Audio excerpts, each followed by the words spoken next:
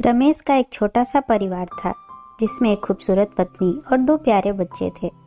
उसकी पत्नी और बच्चे हर हाल में खुश थे, लेकिन रमेश उन्हें जिंदगी के सारे ऐशो आराम देना चाहता था और उसके लिए वो प्रतिदिन 16 घंटे से भी अधिक काम किया करता था। दिन भर ऑफिस में काम करने के साथ साथ वह सुबह और शाम ट्यूशन सेंटर में ट्यूशन भी पढ़ाया करता था। वह सुबह सुबह घर से निकल जाता और आधी रात के बाद घर लौटता था। बच्चों के लिए उसका चेहरा देखना मुहाल था, क्योंकि सुबह सवेरे उसके घर से निकलते समय बच्चे सोते रहते और देर रात घर में कदम रखने के पहले ही सो चुके होते। हाँ, रविवार को जरूर वह घर पर होता, लेकिन उस दिन भी वह किसी न किसी काम में व्यस्त रहता और उसका समय परिवार के साथ न बीतकर काम करते हुए बीतता। परिवार उसके साथ क्वालिटी टाइम बिताने का बस इंतजार करता रह जाता। पत्नी अक्सर उससे कहा करती कि उसे घर में वक्त बिताना चाहिए, बच्चे उसे बहुत मिस करते हैं। उस वक्त वह यही जवाब देता कि ये सब मैं उनके लिए ही तो कर रहा हूँ। बढ़ते घरेलू खर्च और स्कूल खर्च के लिए मेरा ज़्यादा काम करना जरूरी है।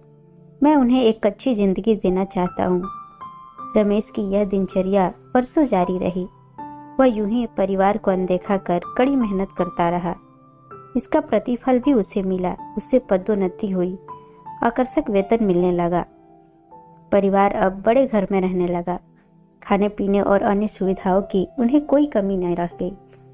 लेकिन रमेश का यूं ही काम करना जारी रहा। वह अधिक से अधिक पैसे कमाना चाहता था। पत्नी पूछती कि आप पैसे के पीछे क्यों भाग रहे हैं? हमारे पास जो है हम उसमें खुश रह सकते हैं।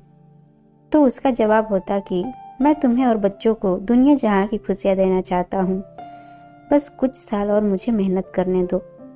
पत्नी चुप हो जाती। 2 साल और बीते। इन 2 सालों में रमेश बमुश्किल अपने परिवार के साथ समय बिता पाया। बच्चे अपने पिता को देखने, उससे बात करने को तरस गए। इस बीच एक दिन रमेश की किस्मत खुल गई। उसके दोस्त ने उसे अपने व्यवसाय में हिस्सेदारी पेश की और इस तरह रमेश एक व्यवसायी बन गया। व्यवसाय अच्छा निकला और रमेश को पैसे की कोई कमी नहीं रह गई थी। उसका परिवार अब शहर के सबसे अमीर परिवारों में से एक था। उसके पास सभी सुख सुविधाएं और विलासिता थी, लेकिन अपने बच्चों से मिलने का समय उसके पास अब भी नहीं था। अब तो वह बमुश्किल घर पर रह पाता।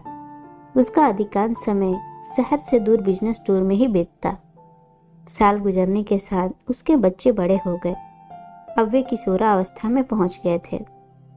रमेश ने भी इन सालों में इतना पैसा कमा लिया था कि उसकी अगली 5 पीढ़ियां शानदार जीवन जी सकती थी।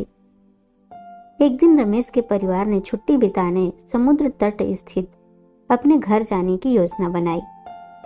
बेटी ने उससे पूछा, पापा, क्या आप एक दिन हमारे साथ बिताएंगे?